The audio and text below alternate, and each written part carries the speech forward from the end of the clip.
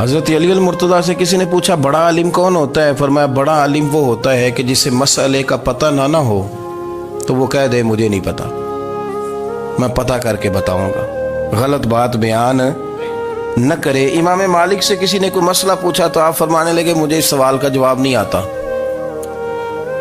ہمارے بزرگ سمجھاتے کیا ہے؟ وہ کہنے لگا آپ اتنے بڑے امام ہیں تو اس سوال کا جواب نہیں آتا۔ آپ فرمانے لگے اگر مجھے ہر سوال کا جواب آتا پھر تو میں خدا ہوتا، مجھے ہر سوال کا جواب نہیں آتا، مجھے تو اتنا آتا ہے جتنا میرے رب نے مجھے عطا کر دیا ہے۔ اپنی نظر اللہ پہ رکھیں، نکل آئیں اس معمے سے باہر کہ میں کوئی بلا ہوں، مجھے بڑا پتہ ہے، میرے پاس 6 ڈگریاں ہیں، مجھے 10 جگہ پہ تدریس کا شغف حاصل ہے، اس سے نکلیں باہر۔ قرآن مجید دیکھیے گا، اللہ تعالیٰ نے ارادہ قدرت فرمایا کہ میں حضرت آدم کو بناؤں گا، پھر بنانے کے بعد فرمایا فرشتوں سجدہ کرو آدم کو، سب نے سجدہ کیا الا ابلیس ابا واستکبر وکان من الکافرین، سب نے سجدہ کیا سوائے ابلیس کے، اس نے انکار بھی کیا، تکبر بھی کیا اور کافروں میں سے ہو گیا۔ تو یہ جب اللہ تعالیٰ نے سجدہ کرایا تو کیسے کرایا؟ اللہ تبارک و تعالیٰ نے نا حضرت آدم کو علم سکھایا خود، وعلم آدم الاسماء کلہا، خود اللہ فرماتے ہیں کہ میں نے جناب آدم علیہ السلام کو تمام اشیاء کے نام سکھائے، سب اشیاء کے نام سکھائے۔ تو وہ چیزیں پھر میں نے نا، اللہ فرماتے ہیں میں نے فرشتوں پہ پیش کی، میں نے کہا کہ بتاؤ ان کے نام کیا ہے، تو فرشتوں نے جو جواب دیا وہ سمجھنے والا ہے۔ اللہ نے چونکہ خود علم سکھایا تھا حضرت آدم کو، جناب آدم سکھایا تھا لیکن فرشتوں کو نہیں سکھایا تھا، تو اللہ کریم نے فرمایا فرشتوں اب یہ بتاؤ ان چیزوں کے نام کیا ہیں؟ تو فرشتے کیا کہتے ہیں؟ فرشتے عرض کرتے ہیں قالوا سبحانک لا علم لنا۔ آپ کبھی یقین کریں اس چیز کی لذت لیں تو مزہ آ جائے۔ کہا قالوا سبحانک، کہنے لگے تو پاک ہے، قالوا سبحانک، کہنے لگے تو بھئی آدم علیہ السلام کو نام سکھا لیے، پھر فرشتوں کے سامنے وہ چیزیں پیش کر کے کہا ان چیزوں کے نام بتاؤ، تو فرشتے کیا کہتے ہیں؟ کہتے ہیں قالوا سبحانک، تو پاک ہے، لا علم لنا، ہمارے پاس کوئی علم نہیں، الا ما علمتنا، ہمیں تو اتنا پتہ ہے جتنا تو نے ہمیں سکھا دیا، ہمیں تو اتنا پتہ ہے جتنا تو نے ہمیں، لا علم لنا، ہمارے پاس کوئی علم نہیں ہے، اتنا ہی پتہ ہے جتنا تو نے ہمیں سکھا دیا ہے، اس سے زیادہ ہمارے پاس علم، اور یہ کیوں تو نے ہمیں جتنا سکھایا اتنا پتہ ہے۔ فرشتے یہ نہیں کہتے یا اللہ تو زیادہ سکھا، آدم کو دیا تو ہمیں بھی دے، یہ نہیں فرمایا، فرمایا انکا انت العلیم الحکیم، اے اللہ تو علم والا بھی ہے اور حکمت والا بھی ہے، تجھے پتہ ہے کس کو کتنا دینا ہے، جتنا تو نے مناسب سمجھا جناب آدم کو دیا، اور جتنا تو نے بہتر سمجھا وہ تو نے ہمیں عطا فرمایا۔ تو اگر آپ کے پاس علم ہے، کہیں نالج ہے، اس کو اللہ کی عطا سمجھے۔ ہمارے ہاں بہت سارے لوگ بن کے بیٹھ جاتے ہیں، میں اکثر کہتا ہوں کہ پھر وہ دعوے کرتے ہیں میرے علاقے والے جاہل ہیں، میرے شہر والے جاہل ہیں، میرے خاندان والے پڑھے نہیں، یہ آپ کا دعویٰ ہے، یہ آپ کو خراب کر دے گا۔ ہم نے بہت سارے ایسے لوگ دیکھے جو بہت بڑے عالم تھے، لیکن اللہ جب لینے پہ آیا تو عقل ہی لے گیا، شعور ہی چلا گیا، حافظے ختم ہو گئے۔ آپ دیکھتے ہیں بڑھاپے میں کچھ لوگ ایسے ہوتے ہیں کہ جن کو یہ بھی یاد نہیں رہتا کہ میرا نام کیا ہے، میں کہاں ہوں، مجھے کدھر جانا ہے، تو اس وقت سے اللہ کی پناہ مانگیں اور اپنی نظر اپنے رب کریم کی جانب رکھیں، اللہ کی جانب اپنی نظر کو مبذول رکھیں۔ دوسری بات، علم کے بعد ایک چیز آتی ہے جس کا نام ہے ہدایت، جس کا نام ہے تقوی، جس کا نام ہے پرہیزگاری، جس کا نام ہے عمل، عبادت، ریاضت۔ یہ بھی اسی وقت ہی نصیب ہوتی ہے جب میرا رب کریم نصیب فرما دیتا ہے۔ ہم نے نا نیکی کا اپنا اپنا سٹیٹس بنا لیا ہے، اپنا اپنا معیار بنا لیا ہے۔ کچھ لوگ کہتے ہیں کہ جناب مسجد میں سیمٹ کا توڑا دینے سے بہتر ہے کسی غریب کو آٹے کا تھیلا دے دو۔ اب اس نے اپنا مزاج بنا لیا نا نیکی کا، اس نے اپنا سٹیٹس بنا لیا۔ میرا یہ سوال ہے کہ نبی پاک صلی اللہ تعالیٰ علیہ وسلم جب مدینہ شریف آئے تھے تو حضور نے سب سے پہلے غریبوں میں آٹا تقسیم کیا تھا کہ سب سے پہلے مسجد بنائی تھی؟ کیا عجیب لوگوں کا رنگ ہے، اپنی مرضی کی ہدایت، اپنی مرضی کا تقوی، اپنی مرضی کا معیار۔ مسجد کوئی بڑا چھوٹا خطیب بھی میری طرح کا ہو نا تو وہ مسجد میں بیٹھ کے جب نبی پاک کی بات کرتا ہے تو کہتا ہے میرے رسول پاک غریبوں کا سہارا بن کے آئے. وہ غریبوں کی بات کرتا ہے, مسکینوں کی, لاچاروں کی, کمزوروں کی بات. تو مسجد ہی تو وہ ادارہ ہے جہاں سے غریبوں کی بات ہو رہی. تو اب لوگوں نے غریب کو اور مسجد کو لڑانا شروع کر دیا. اس کو لڑاؤ کہ مسجد میں پیسے دینے سے بہتر ہے آپ غریب کو آٹے کا تھیلا دے دیں. آپ یہ کیوں نہیں کہتے کہ مسجد میں بھی آپ توڑا دیں ایک سیمٹ کا اور ساتھ غریب کو بھی خدمت کریں؟ یہ کیوں نہیں تقویٰ؟ اپنی اپنی مرضی کا مزاج, اپنی اپنی. کچھ لوگ کہتے ہیں چھوڑو جی, ساری زندگی انسان نماز پڑھتا رہے اور پھر گالیاں بھی دیتا رہے, بندہ داڑھی بھی رکھ لے اور جھوٹ بولنا بھی نہ چھوڑے. تو یہ آپ نے اپنے پاس سے تقوی کا معیار بنایا. گالی دینے کا گناہ ہے اور داڑھی رکھنے کا ثواب ہے. تو اگر آپ داڑھی رکھے ہوئے ہیں اور آپ کوئی غلطی کر رہے ہیں تو اس سے آپ کی داڑھی کا ثواب ختم. اللہ کرے آپ کو سمجھ آئے میری بات. آپ کوئی غلطی کر رہے ہیں, داڑھی کا ثواب اس سے ختم, وہ اپنی جگہ پہ قائم ہے چیز. اپنی مرضی کا کیوں تقوی کا معیار بناتے ہیں؟ تقوی کا مزاج اپنی مرضی کا نہ بناؤ. اللہ کی بارگاہ سے دعا مانگو کہ یا اللہ ہمیں ہدایت کا نور عطا فرما. اللہ تو ہمیں رستہ دکھا, تو بتا کہ ہدایت کیا ہے. تو رب فرماتا ہے اللہ ولی الذین آمنوا, اللہ مومنوں کا مددگار ہے. یخرجہم من الظلمات الی النور, وہ انہیں اندھیروں سے نکالتا ہے اور نور کی طرف روشنی عطا فرماتا ہے. اندھیروں سے نور کی طرف اللہ لاتا ہے. اللہ ولی, اللہ مومنوں کا ولی ہے, وہ انہیں اندھیروں سے نور کی طرف نکالتا ہے. ہدایت ہمیشہ اللہ کی طرف سے سمجھے. جب وہ نماز کی توفیق دیتا ہے تو اپنے فضل سے دیتا ہے. جب وہ ذکر کی توفیق دیتا ہے تو اپنے فضل سے. ہم سمجھتے ہو جی فلانا نہیں پڑھ رہا بڑا بیوقوف ہے, فلانا نہیں پڑھ رہا, تو تم کیا اپنی عقل کے زور پہ پڑھ رہا ہے؟ میں جی اللہ کے فضل سے 2 پارے پڑھتا ہوں, تو کس پہ احسان کرتے تو 2 پارے پڑھ کے رویا کر. کہ اگر مالک تو بڑا قریب نہیں. بڑے لوگ ہیں جن کو پورا قرآن حفظ ہے پر انہیں پڑھنے کی توفیق نہیں, تو انہیں فضل کیا اور مجھے توفیق دے دی ہے پڑھنے. رویا کر, پڑھ کے رویا کر. راتی ساری کر کر زاری, وہ نیند اکھاں تھی توندے, تے فجرے اوہی گناہگار کہاون سب تو نیوے ہوندے. مہربانی کریں, ڈریں, نیکی کریں تو پھر ڈریں, پھر احساس پیدا کریں, پھر اپنے اندر وہ کمزوری لائیں. کہیں توبہ توبہ مجھے تو پتہ ہی نہیں, تو جانتا ہی نہیں. حضرت سیدنا امام اعظم ابو حنیفہ رحمۃ اللہ تعالی علیہ کے ساتھ ایک شخص کہتا میں نے نماز پڑھی تو عشاء کی نماز تھی. یہ جو لوگ بڑے ہوتے ہیں نا, جن کے پیار کرنے والے بڑے ہوتے ہیں, ان کے گرد خوف بھی بڑا ہی ہوتا ہے, انہیں بڑا ڈر لگتا ہے, بڑی بعض اوقات آزمائش ہوتی ہے ان کی.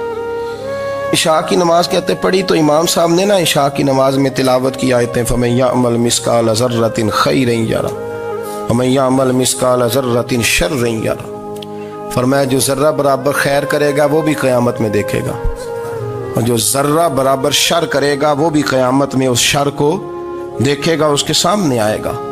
تو وہ شخص کہتا ہے کہ سارے لوگ نماز پڑھ کے چلے گئے تو امام صاحب رحمۃ اللہ علیہ نے اپنی داڑھی پکڑی, رو رہے ہیں. کہتے ہیں وہ ذرہ برابر نیکی کا بدلہ دینے والے, وہ ذرہ برابر شر پہ سزا دینے والے میری سفید داڑھی کو دیکھ. مالک میرے ذرے ذرے سامنے نہ لانا. لوگ تو میری بڑی قدر کرتے ہیں دنیا, میں تو بڑا پہچانا جاتا ہوں. لوگ تو میری راہوں میں پھول لیے کھڑے ہوتے ہیں, مجھے بڑا نوازتے ہیں. قیامت میں رسوا نہ کر دینا, میرے لیے مشکل ہو جائے گی. وہ کہتے ہیں میں نے امام صاحب کا درد دیکھا, مجھے کوئی کام تھا تو میں چلا گیا. میں نے کہا کہ وہ اس وقت اللہ کے حضور حاضر ہیں تو میں دوبارہ آؤں گا. کہتے ہیں میں تہجد کا وقت آیا تو امام صاحب وہیں بیٹھے تھے اور ان کی داڑھی آنسوؤں سے بھری ہوئی تھی اور زور سے داڑھی پکڑی ہوئی. کہنے لگے مالک رسوا نہ کر دینا, قیامت میں رسوا نہ کر دینا. یار جو ہدایت یافتہ لوگ تھے وہ تو ڈرے ہوئے تھے, وہ تو سہمے ہوئے تھے. وہ تو کہتے تھے یہ اس کا فضل نہیں, اس نے بلا لیا, یہ اس کا کرم نہیں. حضرت باعزید بستامی کسی کافر کو دیکھتے تو رو پڑتے, کہتے مالک تو کتنا قریب ہے, یہ بے ایمان رہ گیا, تو نے اپنے فضل سے مجھے اپنے نبی کا غلام بنا لیا. وہ رو پڑتے. یہاں تو لوگوں کا دعویٰ ہی بڑا ہے. نمازی اللہ خیر فرمائے وہ تو دوسروں کو گھورتا ہے, وہ کہتا ہے جنت کا میں مالک ہوں, کنجیاں میرے پاس ہیں, میں کسی اور کو گھسنے نہیں دوں گا. اور اگر 2-3 حج کر لے تو پھر تو وہ کہتا ہے کہ اب میرے سے پوچھ کے لوگ جنت میں جائیں گے معاذ اللہ. اور اگر وہ 2 4 5 7 دفعہ کوئی نفل پڑھ لے تو پھر وہ کہتا ہے چھوڑیں جی سارے لوگ بے عمل ہیں, میں اکیلا نیک ہوں. نہ ایسا کریں, اپنی توجہ اپنے رب پہ رکھیں, اپنی توجہ اپنے معین الملت والدین, عطائے رسول, ہند الولی, غریب نواز, خواجہ معین الدین چشتی, حضرت خواجہ اجمیر, شاہ اجمیر, والی ہندوستان. آخری عمر میں نا سارا دن روتے گزر جاتا, ساری رات روتے گزر جاتے, ذرا سی کوئی بات کرتا تو رو پڑتے, آنکھیں آنسوں سے بھری رہتی. کئی دفعہ اپنے بھی پریشان ہو جاتے ہیں نا کہ یار تو ایک بات کی جان ہی نہیں چھوڑ رہا. تو خواجہ قطب الدین صاحب بختیار کاکی سے لوگوں نے کہا کہ آپ مرشد سے بات کریں, اتنا بھی تو نہیں نہ رونا چاہیے, ہر وقت اس کے آنسو کی کریے. عاشق دا کام ہی رونا تونا, تے بنا رویوں نہیں منظوری. یہ عاشق سدا ہی روندا رہندا ہے, پاویں وصل ہوئے تے پاویں دوری. ہر وقت رونے کا کیا مطلب ہے؟ تو خواجہ قطب صاحب کہتے ہیں میں قریب گیا تو میں نے پیر دبائے, میں نے کہا سونیا لوگ تو کچھ بھی نہیں کرتے, تو نے تو کمال کر دیا. 90 لاکھ آدمی مسلمان کر دیا, دنیا کچھ نہیں کرتی. تو نے 50 سال ساری رات مسلح پہ بیٹھ کے رب راضی کیا. تو شہزادہ تھا, حضور کی اولاد تھا, لیکن معین الدین تیرا ایک پلاٹ بھی نہیں. تو نے طالب علم پالے, انہیں غریبوں کو دیا, انہیں نوازا, کوئی شے نہیں تیرے پاس, ہر چیز تو نے. ساری رات روتے ہو, سارا دن روتے ہو. تو خواجہ قطب الدین صاحب کہتے ہیں میں نے جب عرض کیا تو خواجہ صاحب مجھے گلے لگا لی, چیخ مار کے روئے, کہنے لے قطب الدین پتر داڑھی سفید ہو گئی, جانے کا وقت آ گیا. جو تو نے نیکیاں گنوائی ہیں وہ ہیں صحیح میرے پاس, پر یار کی بارگاہ میں پیش کرنے کے قابل ایک بھی نہیں. تو بارگاہ تو دیکھ کتنی بڑی ہے, رسول کریم کی بارگاہ میں پیش کرنے کے قابل ان میں سے ایک بھی نہیں. تو آستانہ دیکھ کتنا بڑا ہے, کیا پیش کروں گا, کیا عرض کروں گا حضور کی بارگاہ میں, کس طرح. وہ یار جو بڑے تھے وہ تو ڈرے ہوئے تھے, سہمے ہوئے تھے, وہ تو بڑی آزمائش میں تھے. لیکن میرا اور آپ کا رٹا 2 نمازیں پڑھ کے 6 نمازوں کا دعویٰ کرنا اور لمبی چوڑی کہانیاں بنانا اور اپنے منہ سے اپنی تعریفیں کرنا, اس سے تھوڑا باہر آئیں. رزق بھی میرا اللہ ہی دیتا ہے, علم بھی اللہ دیتا ہے, رزق بھی. بڑے بڑے فقیروں کو مالدار ہوتے دیکھا, بڑے بڑے مالداروں کو فقیر ہوتے دیکھا. بڑے بڑے, میرے ایک بڑا سخی قسم کا سجن ہے, بڑا پیارا ہے, میں اسے سخی مانتا ہوں. میں نے اپنی پریشانیوں کے دنوں میں بھی اس شخص کو سخی دیکھا. ایک دن رات کو مجھے ٹیلی فون کر کے کہنے لگا کدھر ہو؟ میں نے کہا میں گھر ہوں. نہیں اکثر سفر میں ہوتے ہو نا؟ میں نے کہا طبیعت کیسی ہے؟ ٹھیک ہے, بس حال چال پوچھنا تھا. میں نے سمجھائی, میں نے کہا یار یہ کوئی مسئلہ ہے, ورنہ رات کے 2 بجے کوئی حال پوچھنے کو فون تو نہیں نہ کرتا, کوئی مطلب ایسا تو مسئلہ نہیں نا. تو میں نے بیک کال کی, میں نے کہا یار میری بات سن, مسئلہ کیا؟ کہ نہیں کچھ نہیں دل کر رہا تھا. میں نے کہا میری گل سن, رہے ہیں اسی 4-5 سال کٹھے, میں تین جاننا, اصل بات کر. کہنے لگا مکان بھی بڑا ہے, سارا کچھ ٹھیک ہے, پر وہ بڑا ہی بے نیاز ہے. کچھ حالات اس قسم کے آ گئے ہیں کہ لوگوں کو بتاؤں بھی تو لوگ ماننے کو تیار نہیں. زیادہ نہیں, مجھے نا تھوڑے سے پیسوں کی ضرورت ہے, کوئی 15-20 ہزار اگر مل جائیں میری ضرورت. آپ یقین کریں میں روتا رہا ساری رات. میں نے کہا مہربانہ تیرا کس طرح کرانگے, اس سے لے کے زمانہ استعمال کرتا تھا, پر بے پرواہی ویکھ نہ سجڑ دی, جتھے کسے دی پیش نہ جاوے انہیں تاجاں والے در رولے تے منگتیاں تخت بٹھاوے. سجنا کسے نو کارا مل دئی, کوئی کعبے خالی آوے. واللہ خیر الرازقین, وہ کہتے تو دائیں بائیں نہ جا, رزق تو تجھے میں دوں گا, میں ہوں بہتر رزق دینے والا. بڑے بڑے بادشاہ, بڑے بڑے شہنشاہ, بڑے بڑے لوگ, ہاتھوں میں کاسے, فقیریاں. ام ربیعہ کہا کرتی تھیں, بڑی نیک اور صالح خاتون تھیں. وہ کہتی ہیں کہ میں نا بڑے امیر آدمی کی بیوی تھی, اپنے شوہر کے ساتھ چھت پہ بیٹھی تھی تو نیچے فقیر مانگنے والا آیا. اس نے بڑے درد سے صدا کی تو میں نے اپنے شوہر سے کہا کچھ دے دیں. کہا دفع کر, ان لوگوں نے دھندا بنایا ہوا ہے. کہتی میں میکے سے بھی بڑا مال لے کے آئی تھی, میرے ماں باپ بڑے امیر تھے, تو میں نے نا چوری اپنے خامہ سے نظر بچا کے باتھ روم جانے کے بہانے گئی اور نیچے جا کے 5 دینار میں نے اس فقیر کی ہتھیلی پہ رکھے. کہتے اس نے 5 دینار دیکھے, پھر میری طرف دیکھا تو میں نے اس کی آنکھوں میں آنسو چمکتے دیکھے. کہنے لگے بی بی رب تیرا بھلا کرے, میں 3 دنوں کا بھوکا ہوں. کہ وہ چلا گیا. میں گھر آ گئی. جب باہر آئی تو میرا شوہر کہنے لگا تو اتنی اب اتنی تو تیز ہو گئی ہے اور تو اتنی خود مختار ہو گئی ہے, میرے بغیر پوچھے مال خرچ کرے گی, جا تجھے 3 طلاقیں. کہتی میں بالدار اور وزادار باپ کی بیٹی تھی, طلاق لے کے گھر آئی تو میرا باپ ٹوٹ گیا, چارپائی پہ چلا گیا. اوہو یہ کیا بن گیا. کہتی بڑی تکلیف رہی.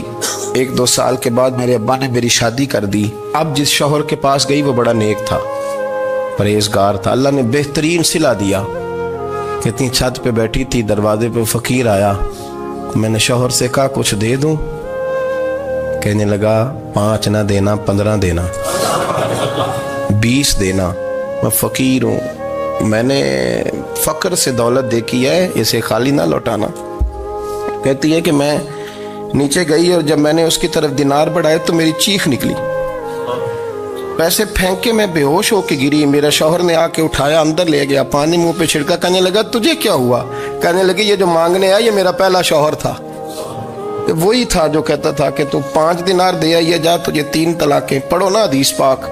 میرے نبی پاک علیہ السلام نے فرمایا ایک بندہ گنجا تھا.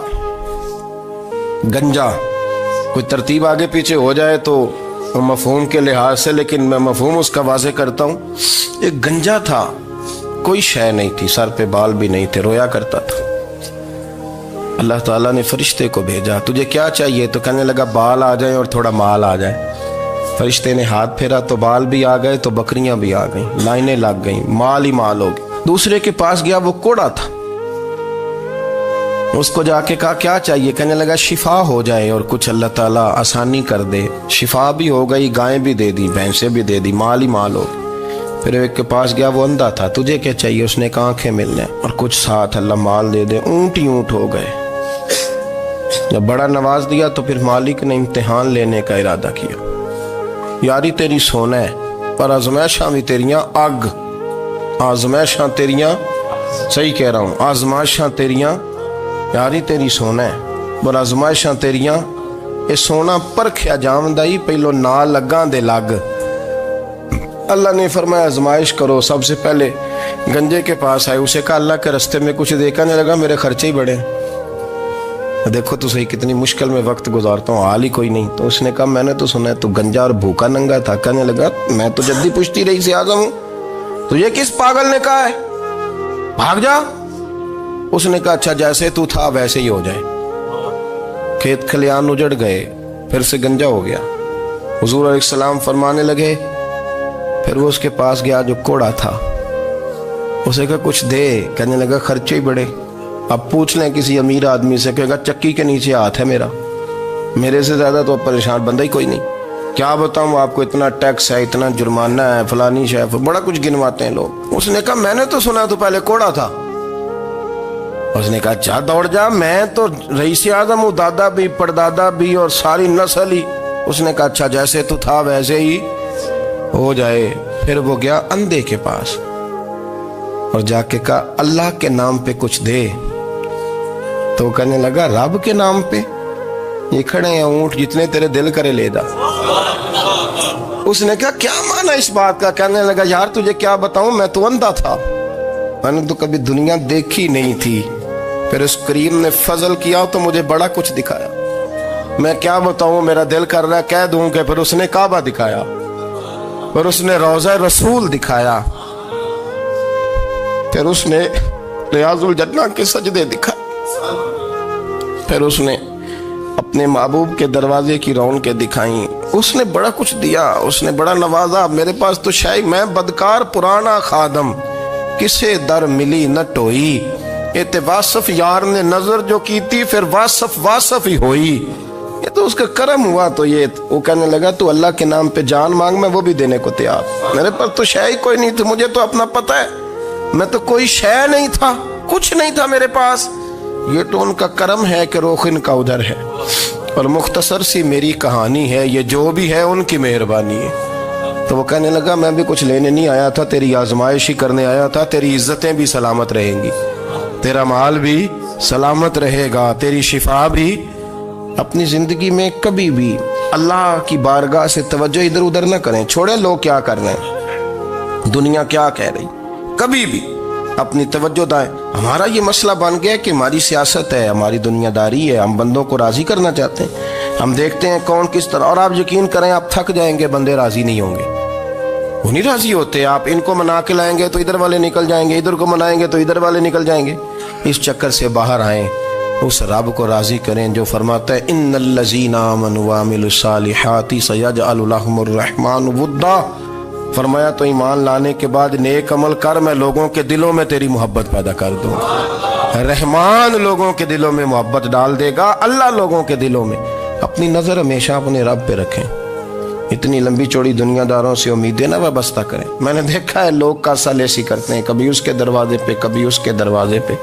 ان چکروں سے باہر آئیں اور اپنے رب کی بارگاہ کی طرف توجہ کریں، استغفار شوق سے پڑھا کریں۔ اور اکیلے میں نا، اکیلے میں حضرت رئیس المتکلمین مولانا نقی علی خان صاحب رحمۃ اللہ نے لکھا ہے کہ فرعون 500 سال حکومت کر گیا، یہاں تو 5 سال کی حکومت کی پیر لڑکھڑاتے ہیں، 500 سال۔ فرماتے اصل وجہ یہ تھی کہ دنیا جب سو جاتی تھی نا تو اوپر چادر لے کے تو مصلے پہ بیٹھ جاتا تھا اور ہاتھ باندھ کے کہتا تھا رب تو ہی ہے، میرا پردہ نہ کھولنا، مالک تو ہی ہے، کرم نوازی کرنا، میری پکڑ نہ کرنا۔ وہ بے ایمان ہو کے اگر 500 سال ہاتھ باندھے تو گزارا کر لیتا ہے، تو ایماندار ہے۔ پر مسئلہ یہ ہے کہ تو رات کو بکل مار کے ہاتھ نہیں نہ باندھتا، تو منت نہیں کرتا، تو استغفار نہیں کرتا۔ توبہ کریں تو بچے رہیں۔ وہ اتنی لمبی حکومت کر گیا چونکہ رات کو کہتا تھا مالک رب تو ہی ہے، لیکن مہربانی فرما، میری پکڑ نہ فرمایا تو اللہ نے تو اس کو مہلت دے دی۔